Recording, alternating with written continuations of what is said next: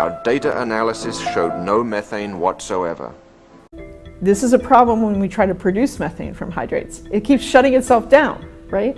So it's not a situation where we trigger breakdown and that breakdown is going to suddenly, like the whole deposit's going to release its methane all of a sudden. That is not a scientifically sound worry. Our data analysis showed no methane whatsoever. This is a problem when we try to produce methane from hydrates. It keeps shutting itself down, right? So it's not a situation where we trigger breakdown and that breakdown is going to suddenly, like the whole deposit's going to release its methane all of a sudden. That is not a scientifically sound worry. Our data analysis showed no methane whatsoever. This is a problem when we try to produce methane from hydrates. It keeps shutting itself down, right? So it's not a situation where we trigger breakdown and that breakdown is going to suddenly, like the whole deposit's going to release its methane all of a sudden. That is not a scientifically sound worry. Our data analysis showed no methane whatsoever. This is a problem when we try to produce methane from hydrates. It keeps shutting itself down, right? So it's not a situation where we trigger breakdown and that breakdown is going to suddenly, like the whole deposit's going to release its methane all of a sudden. That is not a scientifically sound worry. Our data analysis showed no methane whatsoever. This is a problem when we try to produce methane from hydrates. It keeps shutting itself down, right? So it's not a situation where we trigger breakdown and that breakdown is going to suddenly, like the whole deposit's going to release its methane all of a sudden. That is not a scientifically sound worry. Our data analysis showed no methane whatsoever. This is a problem when we try to produce methane from hydrates. It keeps shutting itself down, right? So it's not a situation where we trigger breakdown and that breakdown is going to suddenly, like the whole deposit's going to release its methane all of a sudden. That is not a scientifically sound worry. Going south, going south.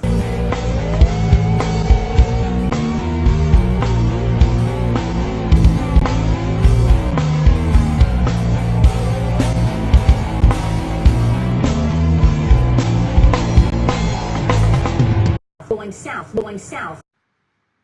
And the dogs are quiet. Okay, so 5, 4, 3, 2, 1, 0. Okay, welcome universe to Talking South. This is episode 11, which is the longest Talking South has ever gone for a season. We only got to number 10 last year. And with me we have Jennifer Hynes from Boulder, Colorado. And also Robin Westenra from, I think, New Zealand. Is that okay? Is that right? Yes, New Zealand, yes. Okay.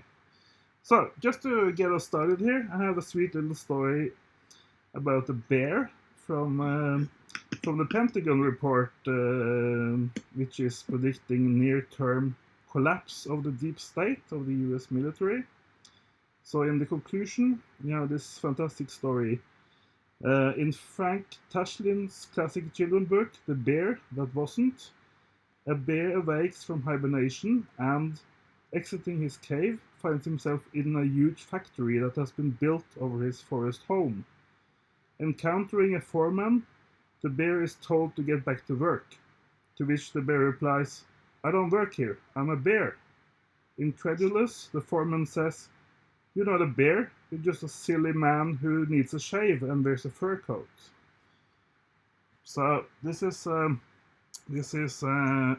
Pentagon and the military report trying to tell certain people, certain groups of people that, oh, maybe we shouldn't be so settled in our preconditioned views of what is happening in the world. And I feel that they are kind of, in our context anyway, they are kind of addressing this to the USGS, you know, to the United States Geological Survey, because as you and I know, the USGS sent an expedition to Siberia, to Bennett Island, in 1992, following a lot of scientific press speculations that what they were seeing on satellite images from Bennett Island, Siberia, was actually methane plumes. And so they sent a plane up there to measure, because the USGS, they measure everything. Whenever America goes to another country or whatever, they start exploring and measuring for minerals and, you know, air quality and everything. That's what the USGS does. So the first thing they do in the former Soviet Union after the Soviet Union collapses is to send an expedition called the Bennett Island Project to measure the methane content of the air around this Arctic island. And in their video presentation from this project, they famously now say that our data analysis showed no methane whatsoever. And, you know, to me that sounds a bit like, you're not a bear, you're just a silly man who needs a shave, you know? Present company excluded. So yeah, maybe some kind of critique of the way that parts of the American society and government has been treating climate change. It's like we don't want to see these facts. We don't want to treat them as real facts.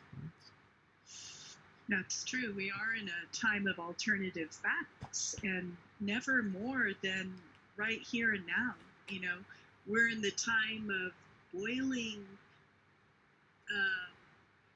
Arctic seas full of methane, not boiling because they're hot, but boiling because the methane is coming out and causing like all these huge methane fountains. And yet we've seen in your permafrost wars, I believe it was around January or so, the absolute denial on the part of the USGS of the methane crisis. Kind of interesting. Yeah, and because Robin here, he pointed me in the direction to find this old 1992 documentary from the USGS and other partners, and that kind of, you know, in my eyes, that documentary gives us more context to the story, that over a very long time, many decades, they have been doing this. They have been denying what is right in front of them. So it's like, first they say in 92 that there's no methane whatsoever. And then you have last winter, Carolyn Rupert from USGS saying, she's actually the head of the methane hydrate division in USGS. So she's, you know, completely in the right place to talk about this. And she says that, no, methane can't melt because you would have to add heat.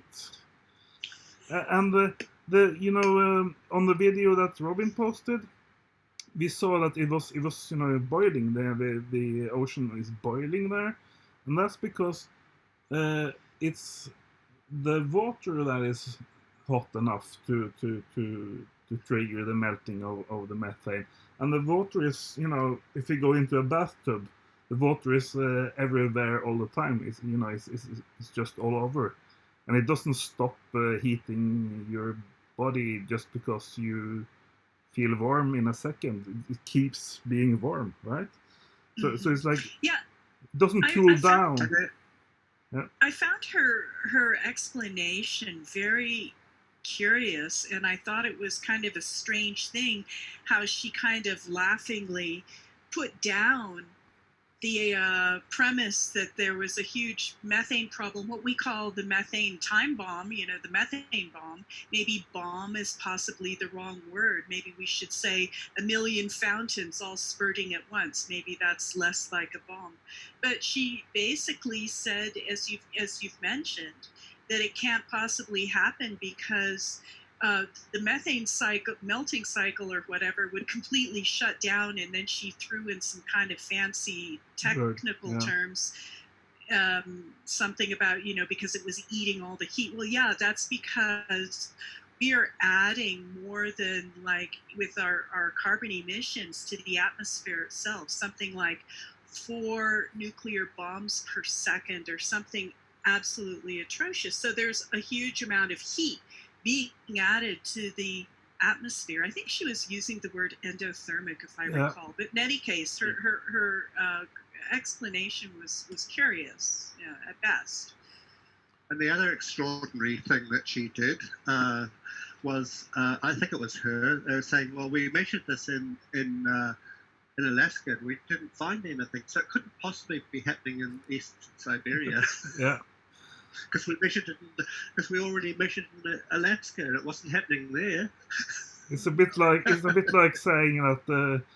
Oh look! There's a bear in the front yard, and then somebody goes to look in the backyard and says, "No, it can't be possible because there's no bear in the backyard." You know? Okay. Yeah, very curious. Mm. So, Robin, what have you found any more about this? Because you're reading these Russian English language papers. Well, I mean, I don't think there's anything new. I mean, I think that item from the Siberian Times was absolutely amazing, and with the video footage, I mean, you can actually see it for the first time and so clearly. So all I did is I've just sort of done what I normally do and just collect all the data. I don't do it on nearly so much of a regular basis anymore. And then I had a look at the report from Tomsk Polytechnic University in Russian, and I've got a very basic translation in Russian English. I can read. I guess reading it in Russian won't really help. So, can you and Jennifer give some kind of estimate for how widespread this is? Because I got a question here that I recorded from from the Reddit collapse thread. They say, "Do you have any info regarding how widespread this kind of thing is? Are we talking about an isolated case, or is there hundreds of these things forming?" Well, I do know that Igor Samoletov and a crew of 45 people, I believe, on some Russian vessel has recently returned. They had a cruise in October, and they were going up all through the Laptev Sea, the East Siberian Arctic Shelf area, all of those areas up there, Kara Sea area. And they came across methane plumes all over the place. Basically, it's very scary. Of course, it's unprecedented because everything these days seems to be unprecedented.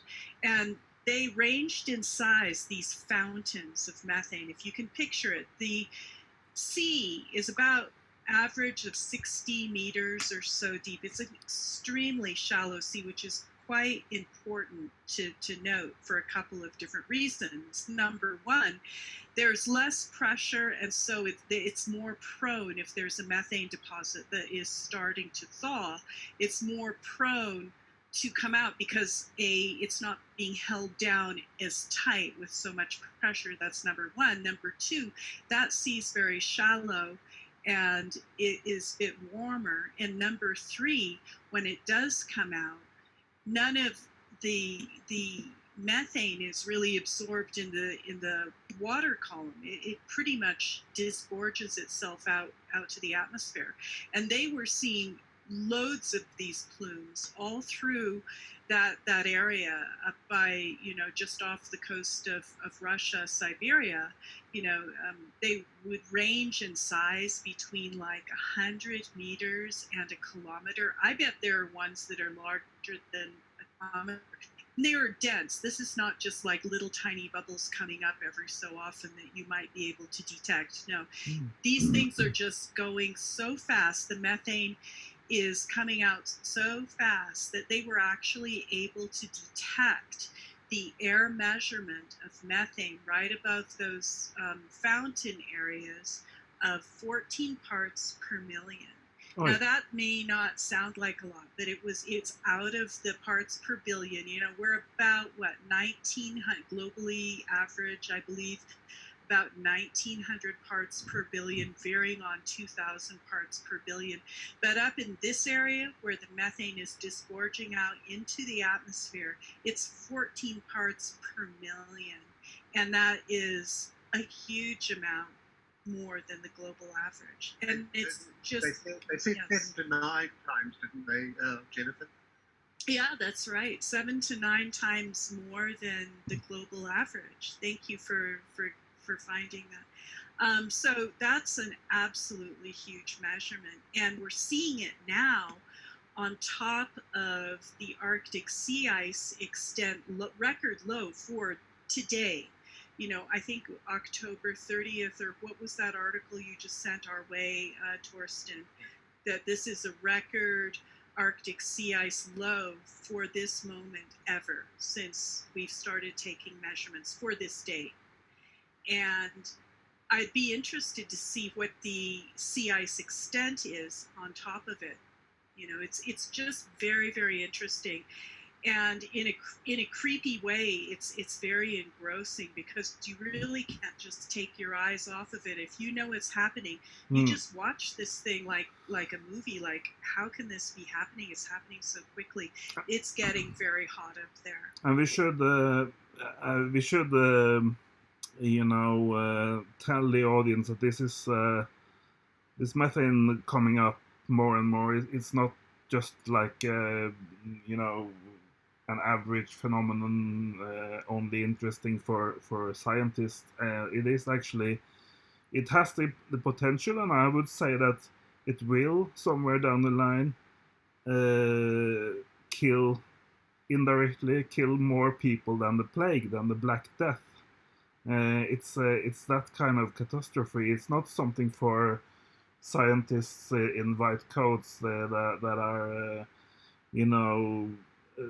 nerdy interested in this methane thing. It's actually a global issue, and it will these methane molecules, they heat the atmosphere more than 200 times more than CO2 on a 10-year basis, and it's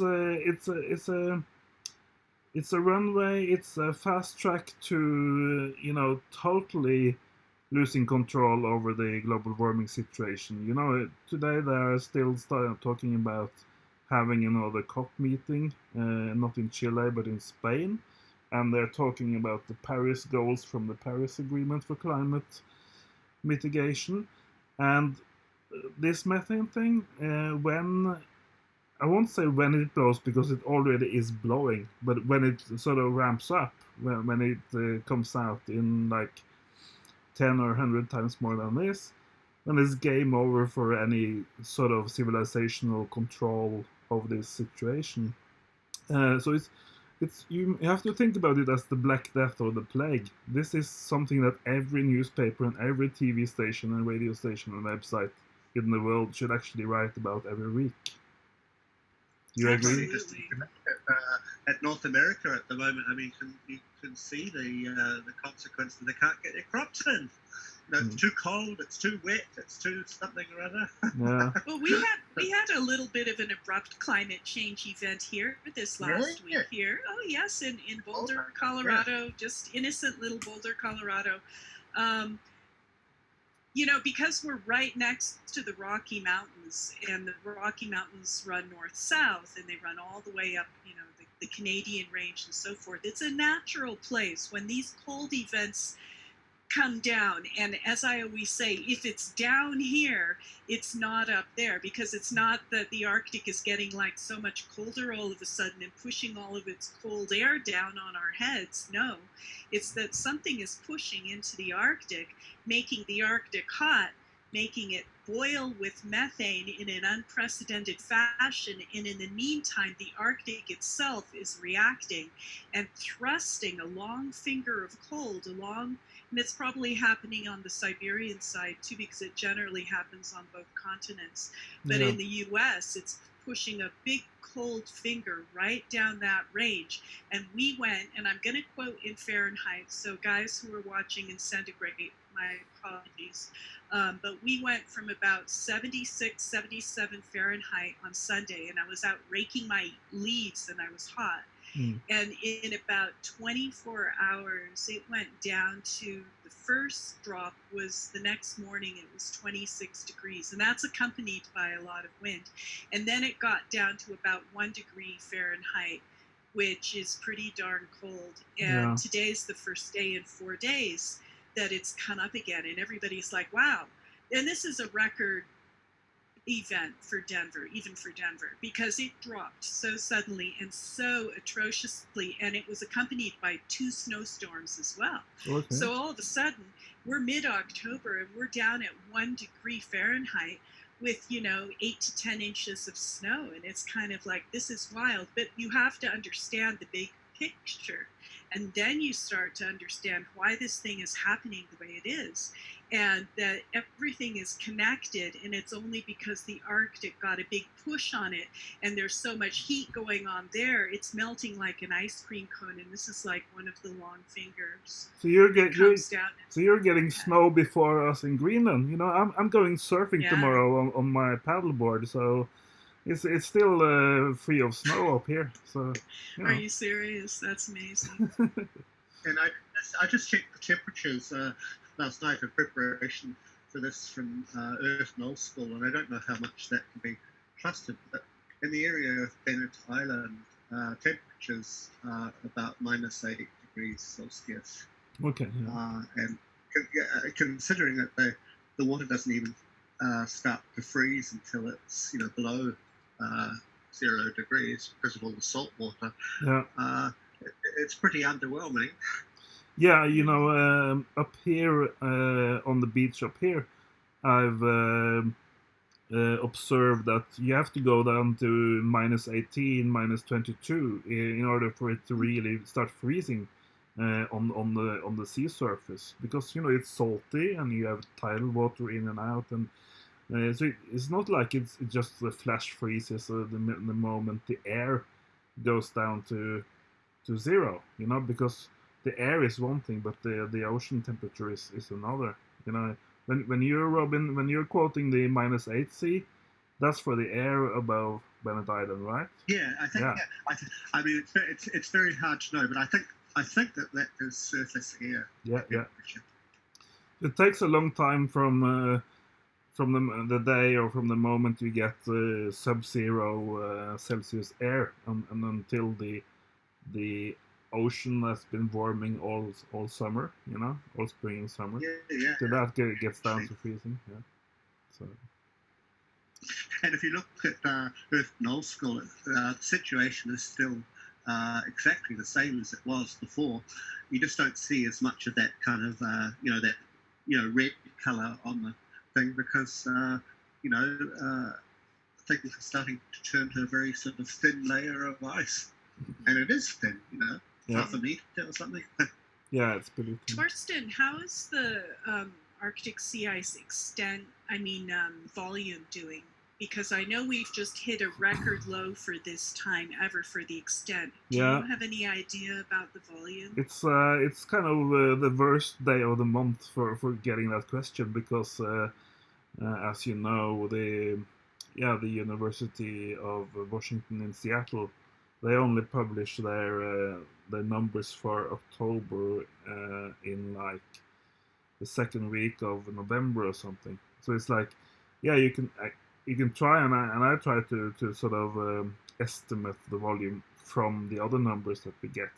But that's on the 31st of October, it's the most insecure estimates that you can actually get. But I have the volume at second lowest or third lowest for the date now. But that's Okay. You have to take that with a ton of salt, actually. Yeah, it's interesting because, of course, extent is so much easier to measure because it's visual and you can actually, get it with a satellite. Whereas volume, you have to take a lot of, and the ice varies all over the place wildly, and calculate all that volume together, with the different thicknesses and so forth. I guess that takes a little bit more time. Is that right? Yeah, and you also have, you have these calvings from the glaciers that are bigger than Manhattan and bigger than some cities. And they are also counted as sea ice. And the moment they leave the glacier and are thrown into the sea, they are also counted as volume and thickness and stuff. So it gets kind of complicated, and I'm pretty sure that the numbers will look much smaller if we could distinguish the mountain ice from the sea ice when that mountain ice is dumped into the sea. Because as you know, if you see something on a picture from a fjord or from the sea that is like 10 meters high, you can be pretty darn sure that it's not a sea ice, Exactly. And I would say a general rule of thumb should be, once the ice breaks away from the mothership, it's gone. It's not counted anymore. It's kind of like a card game. You put it off in the pile, because then once it breaks off, it's really just a matter of time before it just thaws entirely. Yeah, I've got a question for you both, because it relates to sea ice volume or more specifically thickness, because the data that I use comes from the US Navy site, right? And that shows kind of very, very thin ice, half a meter and so forth. But there's other data around, I think, and that shows quite different sort of figures for the temperature. And I'm just wondering kind of what your opinion on kind of the accuracy, and even the accuracy of measuring sea ice thickness by satellite. I mean, we tend to be a bit of a Luddite and think that the old method of doing it with a sonar and a submarine is going to be the most reliable. Zoom just told me that they've removed the 40-minute limit, so we can go on for as long as we want. Yeah, I just saw that. Yeah. Okay. You were saying, it's a good question. Do you have more?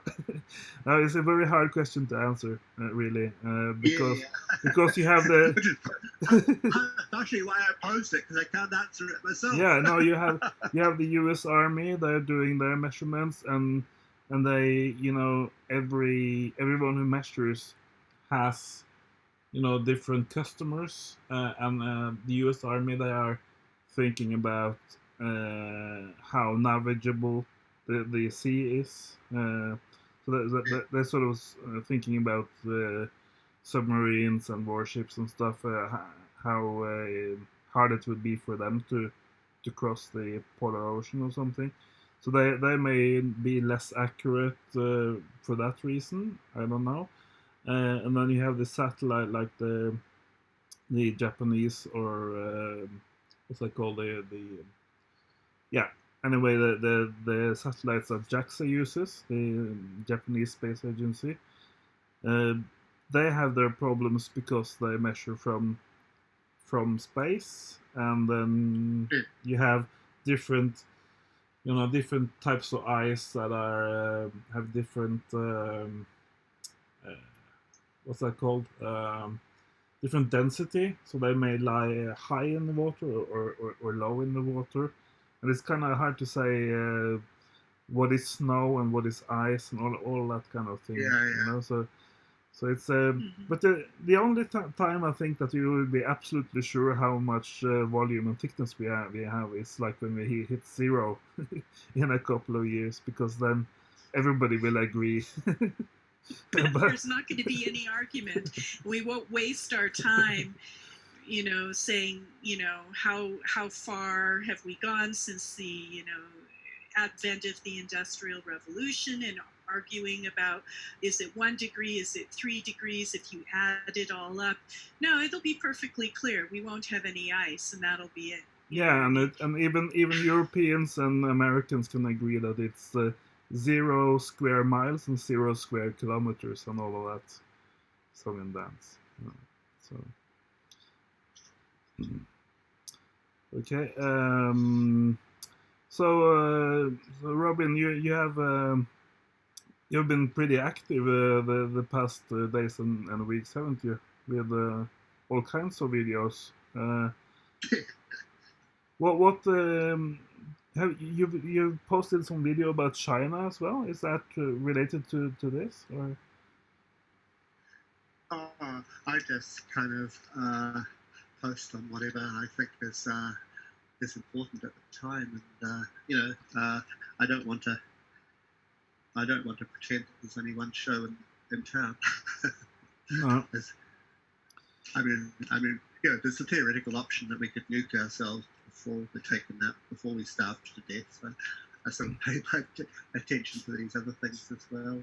Yeah, because I think the first summer I lived here in Greenland, there was a Chinese research vessel that came down here to nuke on the west coast of Greenland, you're talking about that, yes. And they had sailed directly over the North Pole with no problem, and then down to nuke. Oh, had they? They went through that passage. And they did that in order to establish the possibility of doing that in like 5 years or when it melts more. In what month? I'm sorry, I didn't. Oh, sorry. Yeah, no, that's all right. In what month did they go over that passage, Torsten? Because it matters, Yeah, I think they came here in September or something. They came to. Okay, so pretty much the low sea ice extent. Yeah, but this was 2018, if I remember correctly. It may have been 2017 because I can't really remember. But it was at least not this year. It was 1 or 2 years ago. Yeah. But have you heard about? I mean, there seem to be all sorts of expeditions and vessels. Have either of you heard of this expedition? It's just the two of them. I think one of them's a Norwegian. Yeah, Swede. I'm not sure. Børge Ausland from Norway. Yeah. Yeah, and then there's the South African guy from Switzerland, and they claim to be at the North Pole. And they've described some pretty horrific sort of conditions, and their yacht, it wasn't even a proper vessel, took them allegedly to 84 degrees north at the end of September. So that would have to be saying something. What did they describe about the North Pole? Like, how did they say it looked? Did it have? Because it's been raining up there, in all sorts of conditions. That's the whole thing. It's a sort of private expedition, and they're not actually saying very much that seems to be of any scientific use. It's all sort of tinged with kind of very subjective feelings. But they do sort of say that they've seen a lot of very bad quality ice, and if anyone was to fall in, they'd never get out again.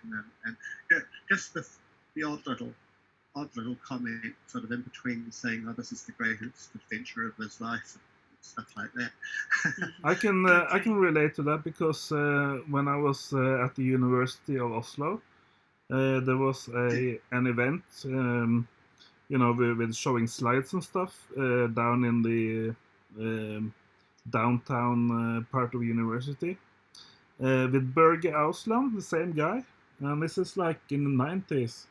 So it's like when he showed, because he was skiing alone with a sled. He was carrying a sled behind him. So he was skiing alone to the North Pole from Greenland, I think,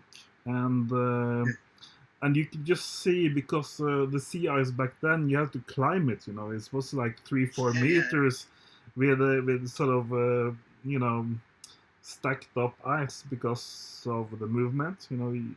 They sort of build these small mountains, and it's like, and you could see it was a very exhausting trip, because the last 2 or 3 days he lost like 15 kilos or 20 kilos or something. You could actually see him getting skinnier.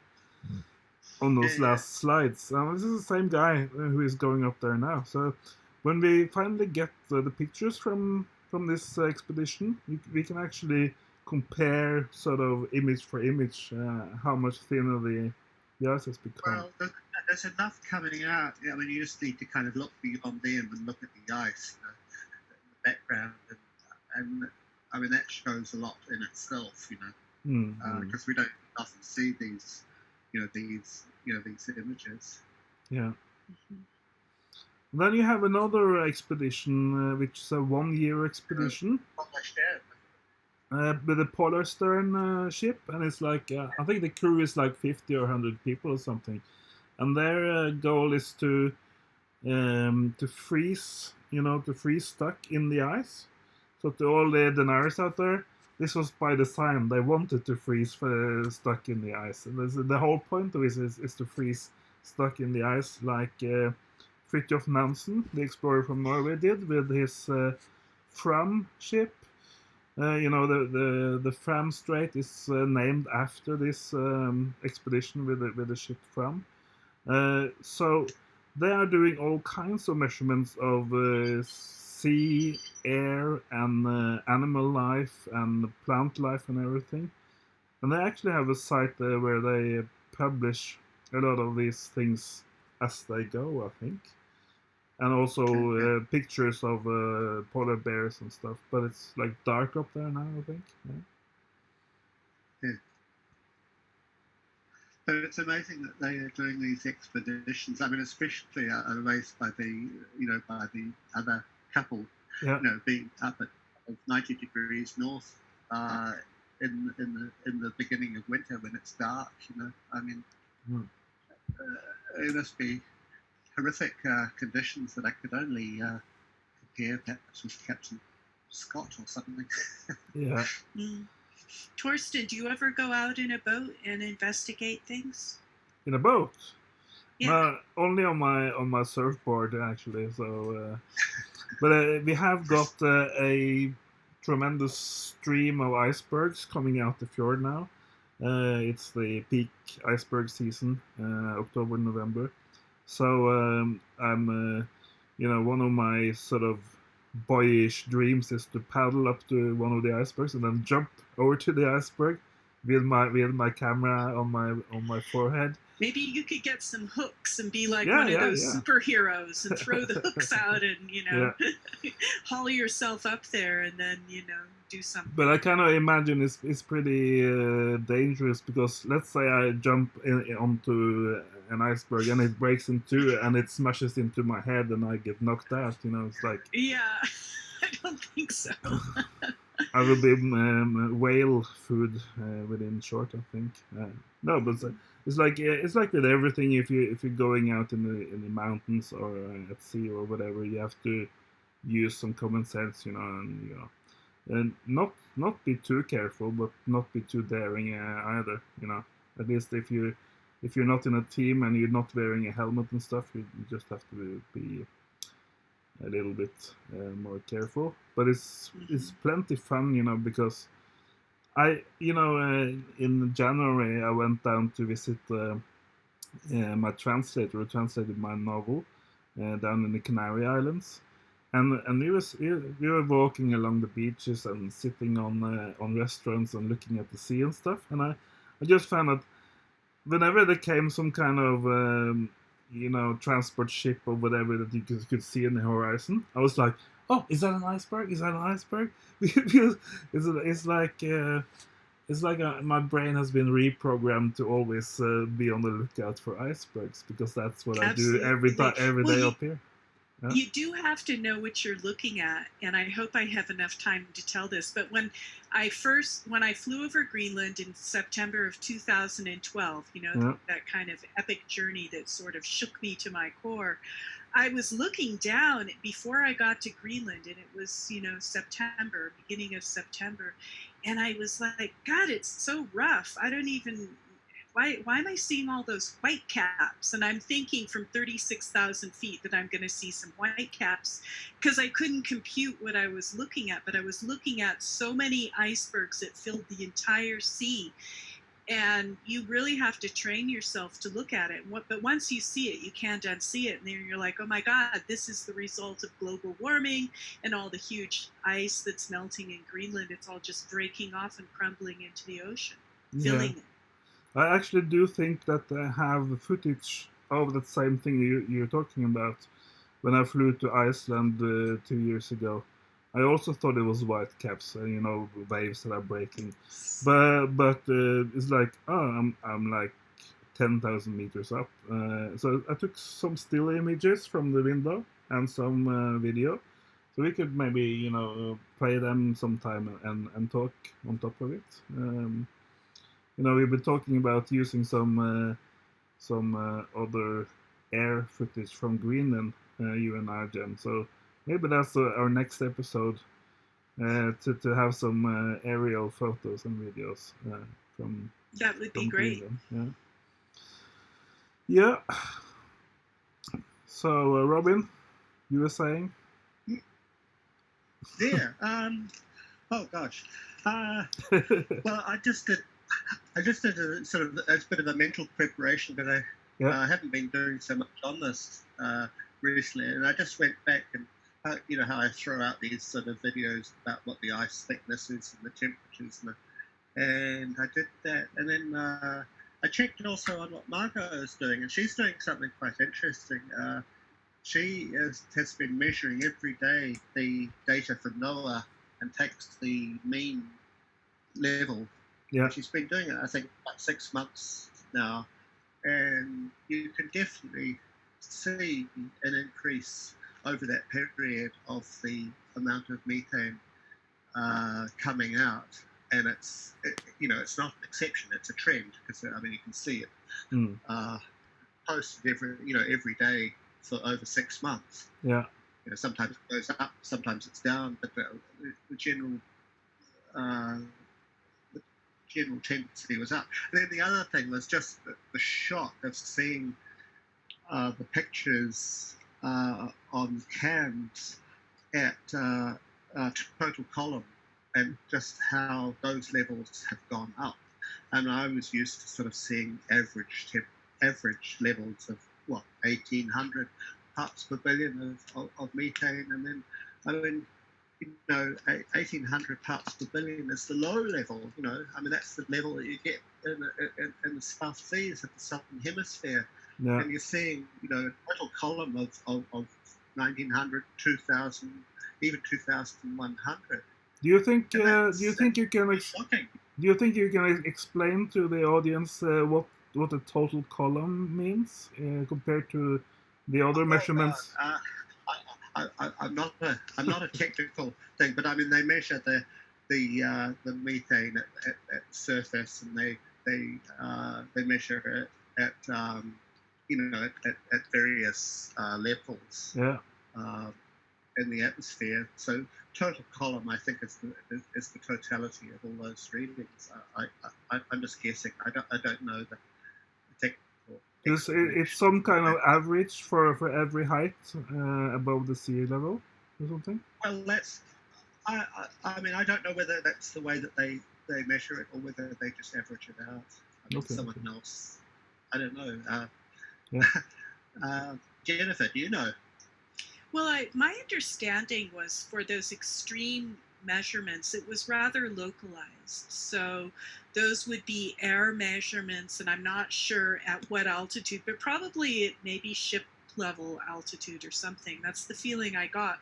And those were the measurements that were coming in like 14 parts per million, which is absolutely astronomical for methane. As you said, 7 or 8 times normal. Mm-hmm. But so we haven't seen any reflection of this in what they found in Bennett Island, in the data, cams and everything. Okay. We've been looking and thinking, well, huge amounts of methane coming out everywhere, including out of sort of Sweden and Norway and Finland, but there's no methane seemingly coming out of the eastern Siberian sea, and that's really extraordinary. And it So even do you meted think out they are well. covering that up? Perhaps it's not really going on at all until of course I read the Russians account. Yeah. You know, that, So you think they're covering it up? It would make sense because they have been, as I said in the start of this show, they have been flat out denying it, saying there was absolutely no methane whatsoever. The reason I used that example with no methane whatsoever is that if it's one thing we know, it is that's the way nature and the air and the atmosphere works. It wants to mix things around. So if it's one thing we know absolutely, it's that you can't have zero methane anywhere on this planet because it mixes and they could have said like it was the level was 666 and we could have believed it. But when they say zero, no methane whatsoever, then we know absolutely that they are lying. But they're just outright lying, absolutely. But they can. I mean, down here in New Zealand, you probably realise that we've got a bit of a thing with dairy cattle, and huge amounts of methane coming from there. And of course, you've got people here saying, "Oh, methane's not a problem because it doesn't stay very long in the atmosphere like carbon dioxide, and it turns into water vapor, so it's not a problem." So it turns into CO2, and it turns out the rest into water vapor. So no problem there, eh? No.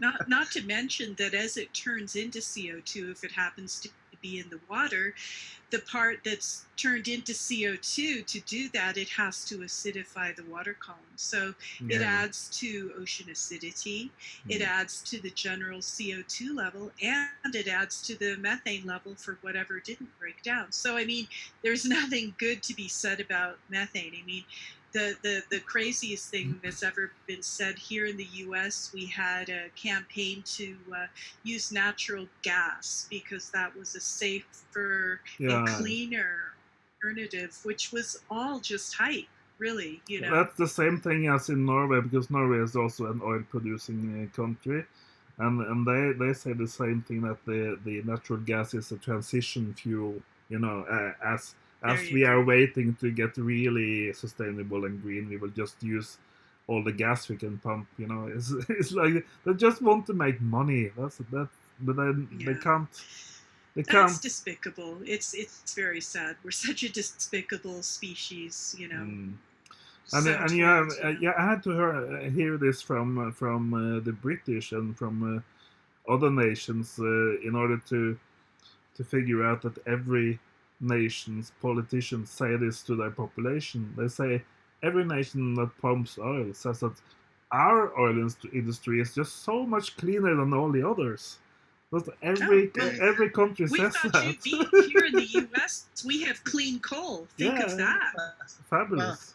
I got a wonderful illustration of all this a couple of years back, because in Britain they were claiming that they had their first day of producing their energy needs without coal, and this was a great achievement. But then I think it was TV4, one of those channels, did the backstory, and what they're actually doing is that they're importing old growth forestry from Virginia, burning it to make into briquettes. They don't include the energy needed to turn it from one form into another, all the CO2. So that's irrelevant. And so they burn these briquettes and say, "Oh, look at this wonderful achievement. We're not burning coal." But someone had actually done the maths and worked out that they were using more carbon than if they just burnt coal in the first place. Yeah, there's no free ride. That's for sure. That's the same with Germany. It's like all the oil and energy used to fell the trees and chop them up and stuff, and then put them on a ship to Germany and wrap them in plastic and transport them on trailers and stuff. So the European Union countries, they're like, "Oh, we're super green. We get these briquettes from America, super green," until you do the real accounting for it. And in Norway, we are even more what's it called, hypocritical. because we are selling eco fuels at the at the petrol stations, and that eco fuel is consisting of palm oil that destroys all the rainforest in Asia, in Southeast Asia. Yeah. It's like you can't trust a single word. It's like the old joke. How can you tell if a politician is lying? Mouth is open. If the mouth is open, they are lying. And we're so myopic when we look at things. We can't really calculate the total cost of civilization because we look at one little piece and say, "Oh, I'm green." Yeah. But then when you look at nothing is everything's interconnected, and you just put it all together and what it took from the very beginning to the very end to get this whole situation going, and the cost is astronomical, and the weight of civilization on our biosphere is also astronomical and growing. And that was what I was going to say about the methane releases and CO2 releases and everything. That I just saw the stats on water vapor. Water vapor amounts to 50% of the global warming is from water vapor. Just air that vaporizes from the ocean. So you have to think about if we burn coal or burn eco palm oil or whatever in our cars, or if there is a methane release from the seabed, that goes into heating up this much, and then you have to add that that will increase the evaporation and create more water vapor, which heats it even more. So it's like it's pretty hard to do sort of the accounting for all of these things, because the one thing piggybacks on another, and the feedbacks also feed on each other. So if it's one thing that we can be absolutely certain about, is that we have no carbon budget left. We have no carbon to spend, to stay within safe limits. We are way past any safe limit, and you can see that daily on the planet. With the wildfires in California and the floodings everywhere. Oh, it's so scary. I mean, everything is happening so fast, and the fact that they're turning off, 1 million PG&E customers is kind of a what do you call it when the action is, before the fact, right? Preventative action. Yeah. And then the fires are raging nonetheless, and one of them was sparked from a very high voltage thing that actually hadn't gotten turned down. Everything else had. So, it's so tinder dry, and this is abrupt climate change. We're looking at abrupt climate change. It hits I'm next door to California by just 1,000 miles away, and here we've got record cold and record snowfall for October next door in California. They've got raging wildfires and very high winds and drought conditions and burning up. So, I mean, it's absolutely horrendous. And then, of course, next door to me in the U.S. is the Midwest, and there they've got all the floods and the crops that have been lost. All of these three bands right next to each other are all experiencing the first signs of abrupt climate change one by one, and it's very stunning. You have whiplash just looking at the weather news around here lately. And then, of course, the media is the other thing that sort of bothers me. Because, I was just looking, I saw this thing from April saying, the drought in California is over. We've got all this water in the lakes, which was true, by the way. So problem over, and then the other day, something from CNN saying, unprecedented dry conditions, I mean, 6 months ago they were saying the drought is over, and then 6 months later they're not using the word drought, but they're admitting, of course, that it's tinted right without actually saying it. They never say it. Yeah, No, we still have mosquitoes here. I was just trying to kill a mosquito, and Greenland had the record amount of wildfires this summer. Yeah. It wasn't really record warm, at least not in Nuuk, but we had like multiple fires going on at the same time, and this is. You have to think about Greenland. This is very, very far away from where people live. It's not like you have a fire department out in these fjords. It's like they have to sort of invent how to do this because it's like a almost a 2-day ride with a boat to get into these places. So, but the reason it burns is like the same as everywhere else. Is drier than it's been before.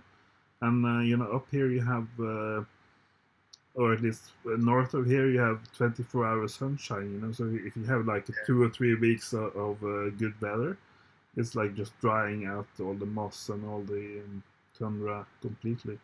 And then it's like you don't have thunder and lightning every year, but it's like if somebody broke some glass that is lying on the ground or something, or I think some of the fires were from campfires, from hunters and fishers and stuff. But it's like people are not used to nature catching fire up here because it's usually so cold and wet, right? So. Well, it was a bit like a couple of years ago when Olympia National Park caught fire. The rainforest catches fire. I mean, yeah. Come on, man. Who would have thought? It's an oxymoron. It doesn't happen. Yeah, it's like how can it catch fire if it's rainforest? It's like we've had in Norway. We've had what do you call it? Not a swamp, but bog. Bog. Yeah. Bog fires, and in the western part of Norway. In the western part is the rainiest part. So when you have a bog fire, that's almost unbelievable, at least to the old people. It's like, how on earth can you get a soggy, wet bog to start burning? Yeah. But when it actually does start burning, it's like a very concentrated storage of carbon. It's so much carbon in those bogs. And they also found, the scientists found that, I think in Central Africa, in like the Congo or something, you have these very, very thick bogs, very, very thick swamps, maybe hundreds of meters down into the ground, with also, amazing amounts of carbon that the scientists have detected and registered, and those are also a risk. If they start burning, it will be like, almost be like the East Siberian Arctic shelf. So that leads me to a question which is related, and I wanted to ask is, why you think, at least according to Cairns, because there's so much methane coming out at surface level in Scandinavia. More than anywhere apart from India and China, it looks. Yeah, it's like I did study at college. I did study biology, and you have to remember that all kinds of natural processes, like fungus and the names of these things, rotting trees and fungus and. The Cilia mushroom things. Right? Yeah, mushrooms. Mushrooms also. It's not exactly mushrooms, but the fungus that breaks down. Yeah, but the mushrooms also. All of these things and plants and things, they also produce methane. So it's not. It doesn't have to be a cow or a factory or an oil installation or methane hydrates. It's like methane and CO2 are very, very basic molecules for all kinds of life on the planet. So it's a very, I can't really answer your question. It's like, I've seen your shows and your videos where all of sort of Finland, Sweden, Norway is sort of dark red with very high emissions. It must be something about, the leaves falling down and getting wet and rotting or something. It's like we used to, in spring in Norway, we used to get this very, very rotten, almost rotten egg-like smell in the spring when we were going down to the football field to play after a long winter. We were bored of snow and ice, and when the snow and ice has just gone away and it's starting to green a bit, it's like very, very sort of rotten smell to that lawn or to that grass field. So I imagine that they are then releasing lots of methane and sulfur or whatever. It's like natural things that have been stored under the ice for so long. So. Yeah, they're interesting things with all these wildfires, the forest fires in Siberia. I mean, those are peat fires, aren't they? Yeah, So tundra that, fires. That they don't go out completely. They're ready for the next season. Yeah, that interestingly, my grandfather used to talk about that all the time because it happened in the 1930s in Norway, on an island in the west. But you had a turf fire or something like that, and it burned like all summer and autumn, and then the snow came, and it was winter, and in the spring it started blowing again, and you got oxygen into the soil, and then it just started burning again. And Radøy, I think it's called, one of the islands in the west. And so it's like you had some very, very hot summers in the 1930s. All the climate deniers are talking about those 1930s summers. And so interestingly, in Norway, those things happened in the 1930s that are happening in Greenland these days, with the turf fires. And we also had a terrible tsunami in one of the fjords, with the permafrost melting up in the mountains. So you have a huge avalanche of rock slide into the fjord, and almost all the cattle and people in that fjord area were wiped out, they died. And amazingly, for my family history, it's like my grandfather on the mother's side was there on a bicycle holiday like a week or month before this rock slide and this catastrophe. And also my grandmother on the father's side, was there like, independent of each other in the weeks or months just before the tsunami there in Norway.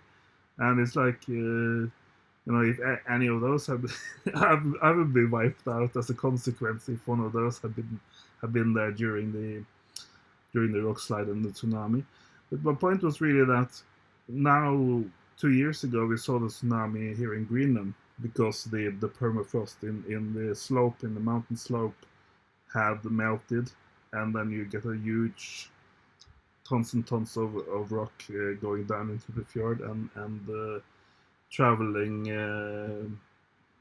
tens of miles in to the end of the fjord and wiping out villages by the fjord and killing Inuit villagers. So those things. Sorry, guys. It's Halloween here, and I forgot to turn my lights off. I'll be right back. It's like I've been getting the doorbell ringing all the time, so I'm sorry. I'll be right back. All right. So it's a Halloween show. I saw a funny cartoon around Halloween. It was the mother comes out with the child, and then there are these three characters, and they said, "Oh, that's nice. We've got so and so.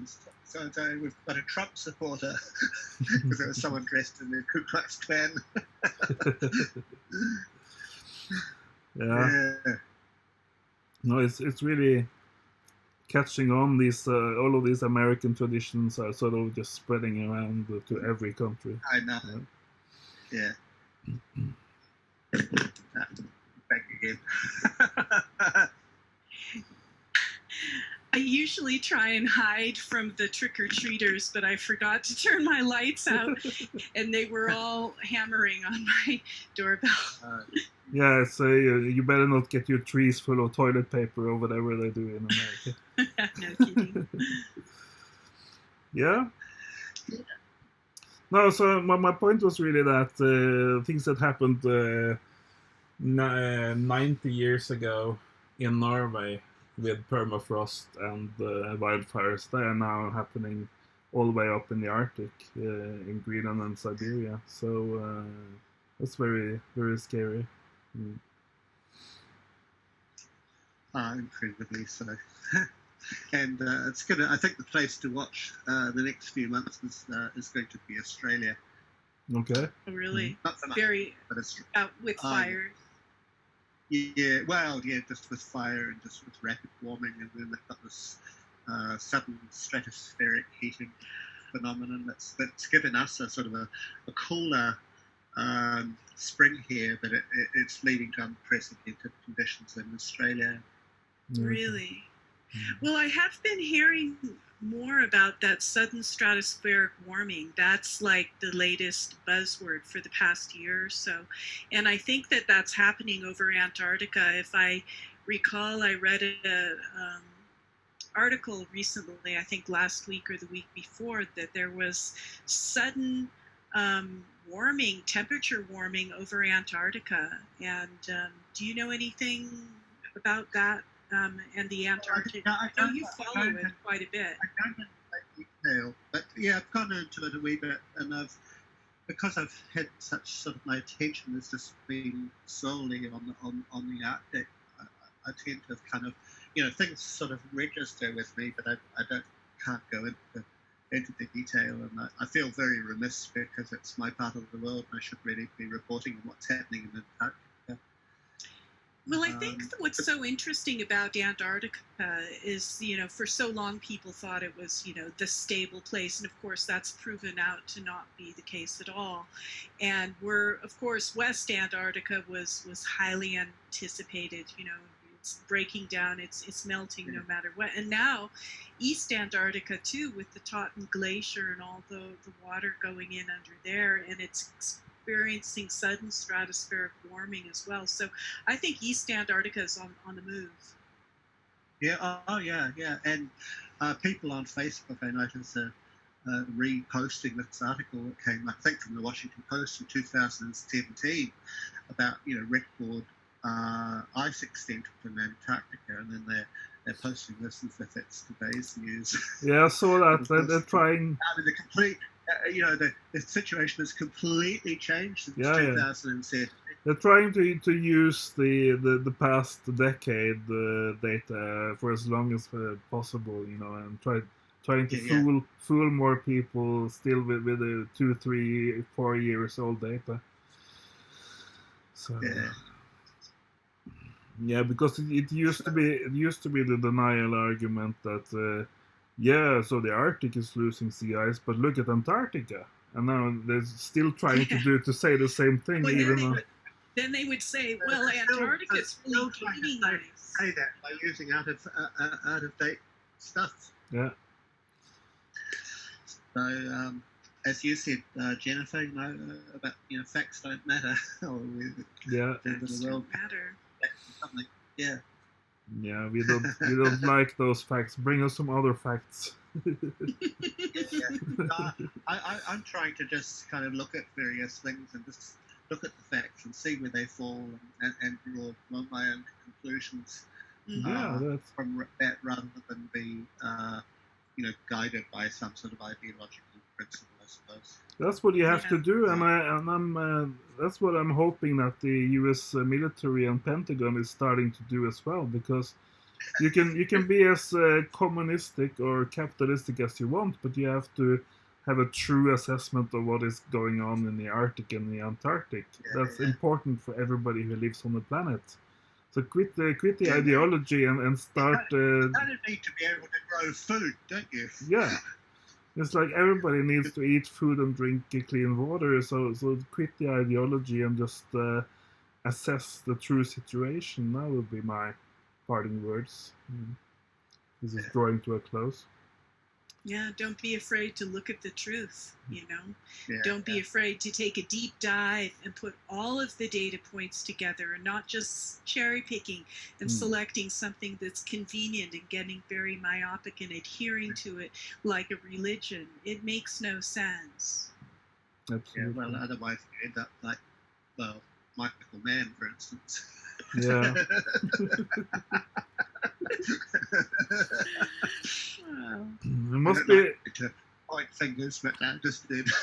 It must be kind of it's hard to be a not Michael to. Mann, because Michael Mann is getting attacked from the denier side and also from the doomer We're gonna feel a community. little bit sorry for him because he gets it from every direction. It's but, like you know, He does, but you know, he does it to himself, and he's made a deal Yeah. with the devil, and now he's complicit, and he has to march with the complicit sort of marching orders, you know.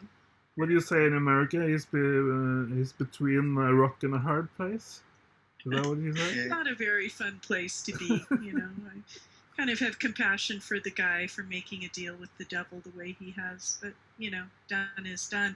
I mean, he took even a pot shot at us, Torst and Robin, during the permafrost war debacle, which I thought was most entertaining, you know, roused Michael Mann to get up and make a statement that methane is not a problem and there's no bomb. The problem is human imagination. The problem is when you say bomb, you think boom, but bomb is not bomb. Bomb is like a huge amount over a very short period of time. It doesn't have to explode in your face. Did Mann actually say that methane was not a problem? Our ability to respond, doesn't it? That's all. That's what's meant by a Yeah, bomb. but there's also a difference between a time bomb and a bomb. You know, a time bomb is, you know, you can say about, you know, some crazy person in your town, like he's a ticking time bomb. It doesn't mean the guy is going to explode. You know, it means that he's going to do something crazy at some point, right?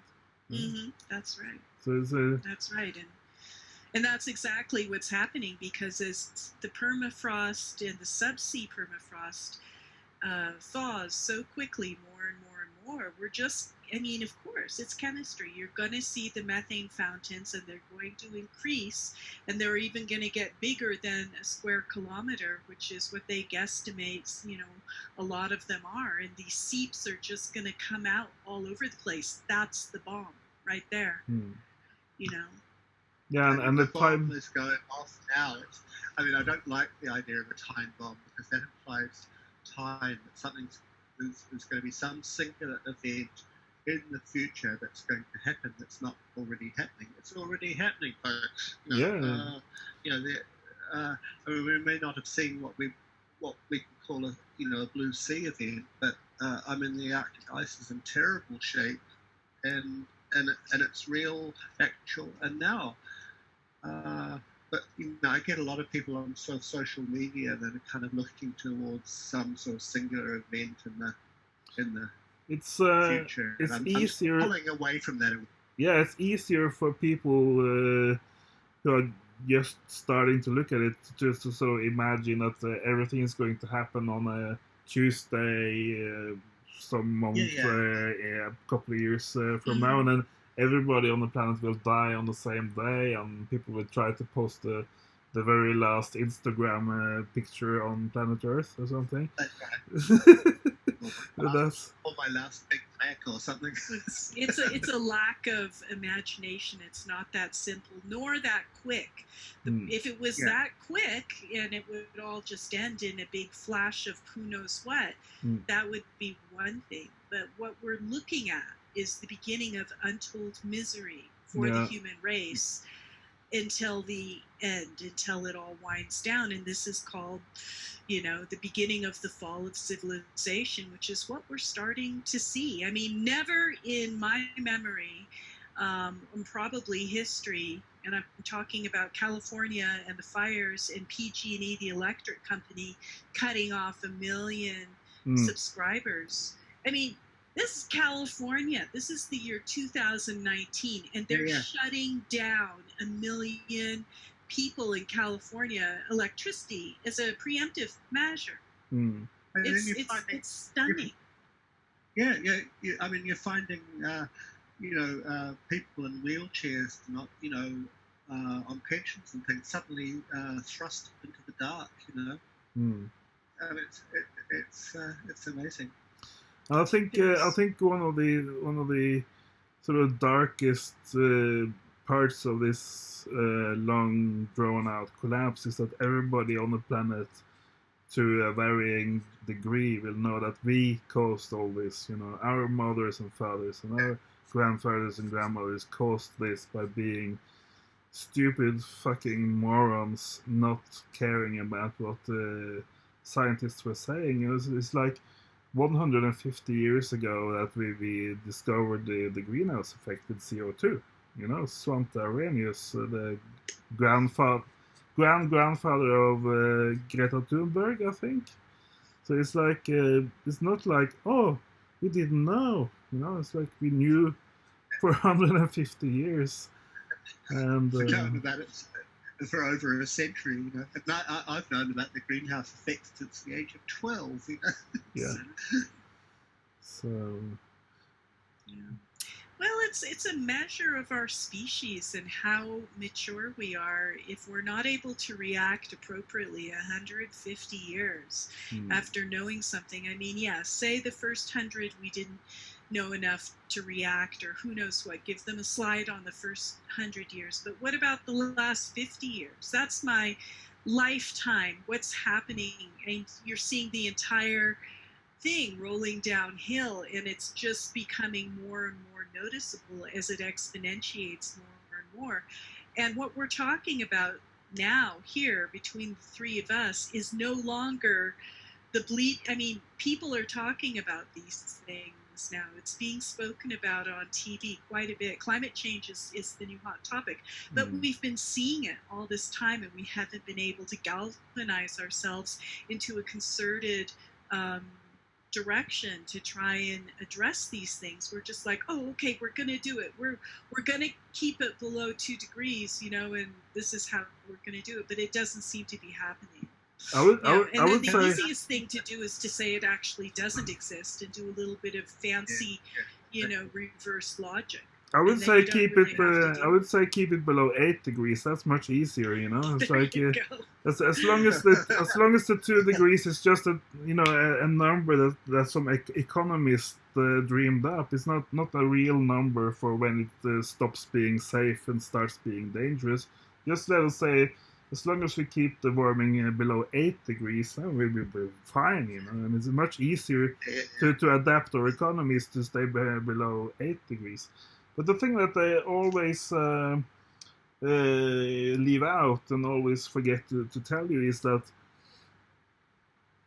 the whole point of talking about 1 degree or 2 degrees is that it's supposed to peak at 2 degrees, But now we sort of left that notion.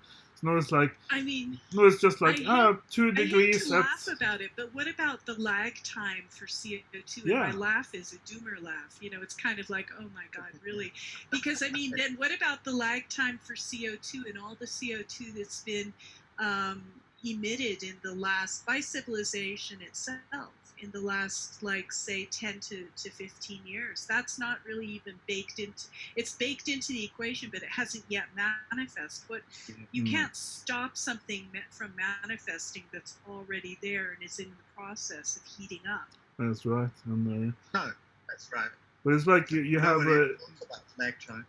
You have in the Paris and IPCC thing you have like. We are making the start of the Industrial Revolution a very fuzzy limit. It's now they're talking about 1950. They're using 1950 as the start of the Industrial Revolution in their very creative accounting, and also the year when it's supposed to be 2 degrees is like very, very fussy. Is that like the 2050? Is like 2100? Or is it just going to go up and up and up after it reaches 2 degrees, which is what it's actually going to do? It's just going to go right on up to 8 degrees anyway. So it's like they're not serious, they're just throwing up some numbers and just hoping we'll swallow it. Hey folks, I'm really enjoying our conversation. I really love to go on, but unfortunately I can't really. I'm going to have to leave now. I just thought I'd leave things on a slightly less serious note, because I have this sort of ex-Soviet era anecdote which I quote from time to time, which I think is quite useful in explaining where we are today. It's about a train that gets trapped in a snowdrift, and then Lenin comes along. He says, "Comrades, get out your shovels and let's dig ourselves out." And then Stalin comes. He says, "Shoot the driver." And then Khrushchev says, "Rehabilitate the driver." And then Brezhnev comes. He says, "Pull the blinds and let's pretend we're moving." And that's exactly where we are right now. That's Excellent. exactly where we're at. That's excellent. We've pulled the blinds and we're creating our own reality with the force of our thought. Yeah. That's Super story. Okay, thank The you for. secret doesn't have anything on us. We can create our own reality. There you go. Yeah. Thank you for coming, very much, everybody. Paul. And Jennifer, it's been lovely talking to you. Yeah, It's good. It's been good to talk to you too again, Robin. Good to see you. same to you. It And would be lovely if talking about things could solve them, wouldn't it? Wouldn't it? We'd have it all wrapped up then. And Yeah, enjoy the rest of Halloween and trick and treat candy and There are stuff. little demons coming to my house, clawing, trying to get in. You have to turn out the lights. Okay. Hello. Okay. Hello. Lovely to see you, Pam. I love your video together. You have a very nice video the other day. Oh, good. Okay. Yeah. See ya. Bye. Okay. Well, I will.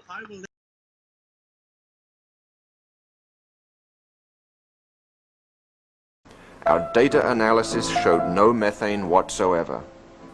This is a problem when we try to produce methane from hydrates. It keeps shutting itself down, right? So it's not a situation where we trigger breakdown and that breakdown is going to suddenly, like the whole deposit's going to release its methane all of a sudden. That is not a scientifically sound worry. Our data analysis showed no methane whatsoever. This is a problem when we try to produce methane from hydrates. It keeps shutting itself down, right? So it's not a situation where we trigger breakdown and that breakdown is going to suddenly, like the whole deposit's going to release its methane all of a sudden. That is not a scientifically sound worry. Our data analysis showed no methane whatsoever. This is a problem when we try to produce methane from hydrates. It keeps shutting itself down, right? So it's not a situation where we trigger breakdown and that breakdown is going to suddenly, like the whole deposit's going to release its methane all of a sudden. That is not a scientifically sound worry. Our data analysis showed no methane whatsoever. This is a problem when we try to produce methane from hydrates. It keeps shutting itself down, right? So it's not a situation where we trigger breakdown and that breakdown is going to suddenly, like the whole deposit's going to release its methane all of a sudden. That is not a scientifically sound worry. Our data analysis showed no methane whatsoever. This is a problem when we try to produce methane from hydrates. It keeps shutting itself down, right? So it's not a situation where we trigger breakdown and that breakdown is going to suddenly, like the whole deposit's going to release its methane all of a sudden. That is not a scientifically sound worry. Our data analysis showed no methane whatsoever. This is a problem when we try to produce methane from hydrates. It keeps shutting itself down, right? So it's not a situation where we trigger breakdown and that breakdown is going to suddenly, like the whole deposit's going to release its methane all of a sudden. That is not a scientifically sound worry. Going south, going south.